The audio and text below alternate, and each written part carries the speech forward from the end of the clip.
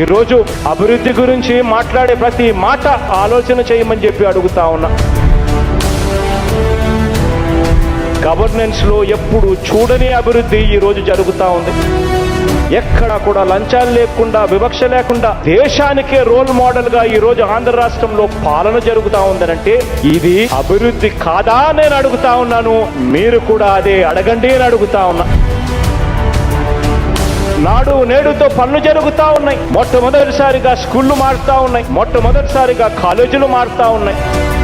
రూపురేఖలు మారి ఈ రోజు స్కూళ్లలో ఇంగ్లీష్ మీడియం వస్తూ ఉంది. ఐఎఫ్పి ప్యానల్స్ వస్తూ ఉన్నాయి. ట్యాబ్స్ కనిపిస్తూ ఉన్నాయి పిల్లల చేతులు.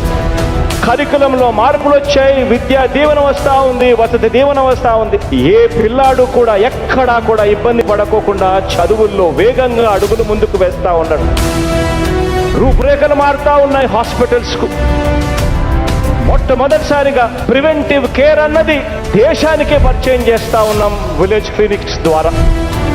ఈరోజు ఫ్యామిలీ డాక్టర్ కాన్సెప్ట్ ప్రతి గ్రామంలోనూ కనిపిస్తా ఉంది. కొత్తగా 17 మెడికల్ కాలేజీలు ఈరోజు వేగంగా పరుగులెడుతూ ఈరోజు కన్స్ట్రక్షన్ జరుగుతూ ఉంది.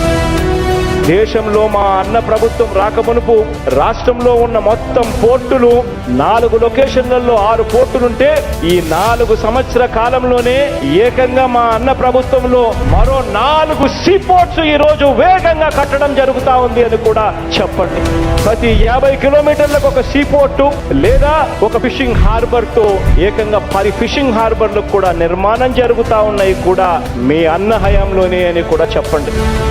ఈజ్ ఆఫ్ డూయింగ్ బిజినెస్ లో రాష్ట్రం వరుసగా 3 సంవత్సరాల పాటు దేశానికే ఆదర్శంగా నెంబర్ 1 స్థానంలో ఉన్నది కూడా మీ జగనన్న ప్రభుత్వంలోనే అని చెప్పి కూడా గట్టిగా చెప్పండి. ఇది కాదా అభివృద్ధి అని కూడా గట్టిగా నిలదించండి.